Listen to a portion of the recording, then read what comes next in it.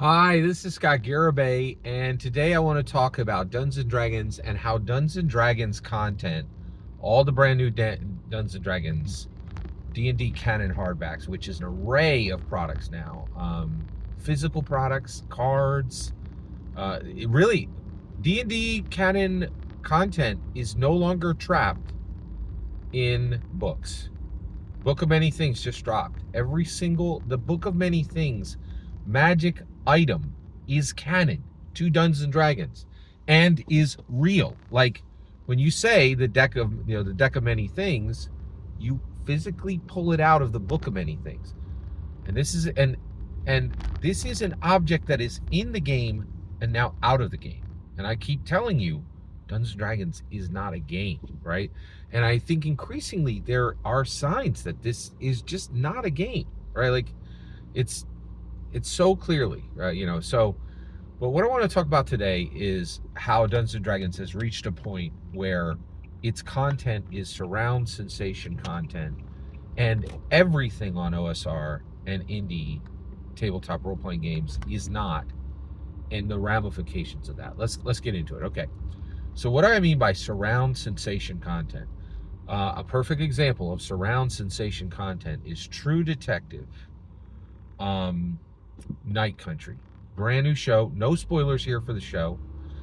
It stars Jodie Foster as Detective Liz Danvers, and it stars Carrie Reese from Killing Eve with as Detective Evangeline Navarro.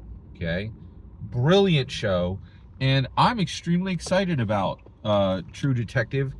It's like a big deal in my life because it's appointment viewing. It drops at 9 p.m. on Sunday, and I want to be there and I want to watch it at the time it drops, which there's not much that, like everything else, I can wait for, right?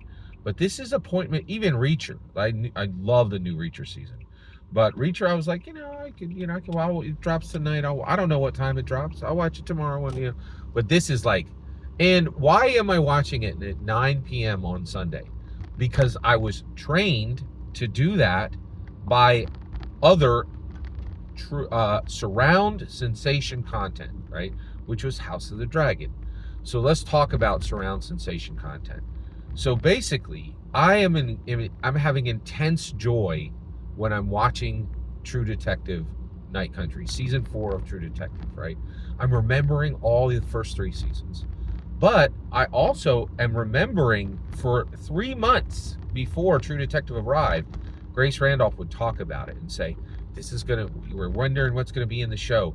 Here's some news about the show. Hey, take a look at these pictures of this person who's going to be on True Detective in another project.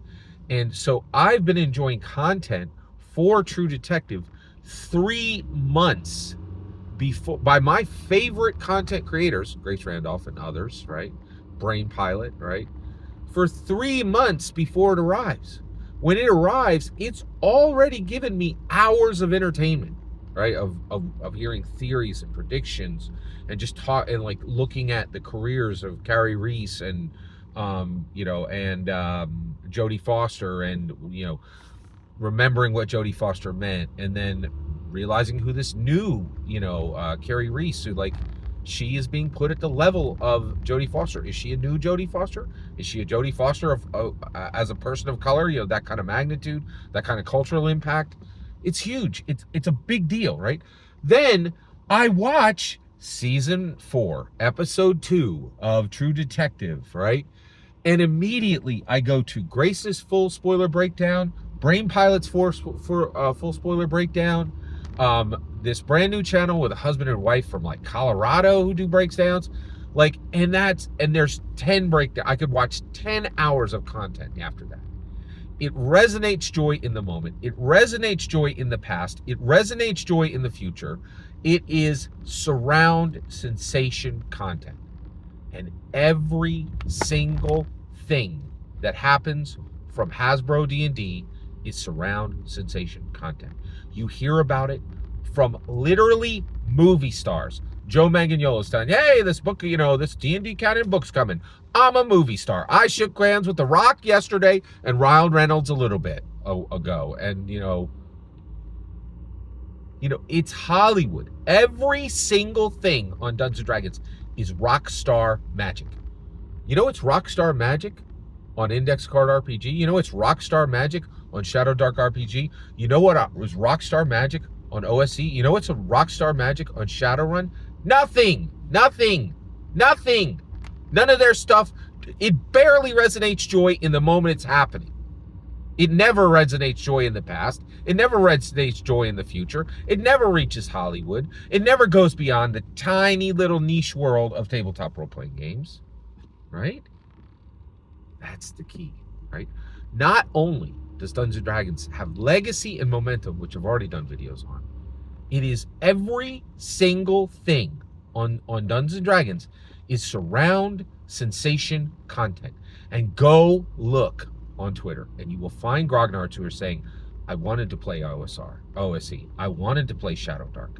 I wanted to play Index Card RPG. But I am excited, but my players think it sucks. And it does. It sucks because it's not connected to a larger world. And this is where we landed from 2023. And this is what I'm saying. The OSR and indie tabletop role-playing games should not be allowed to call themselves tabletop role-playing games. And the reason why is, as far as the world's concerned, there's only one tabletop role-playing game in the world. It is Dungeons & Dragons.